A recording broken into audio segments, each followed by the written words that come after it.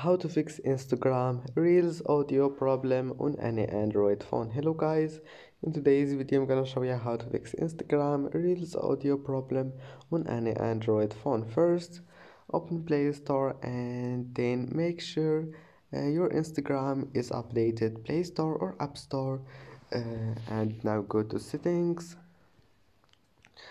and now go to apps and then apps again, and here type Instagram, click on it, click force stop and clear cache, and that's it.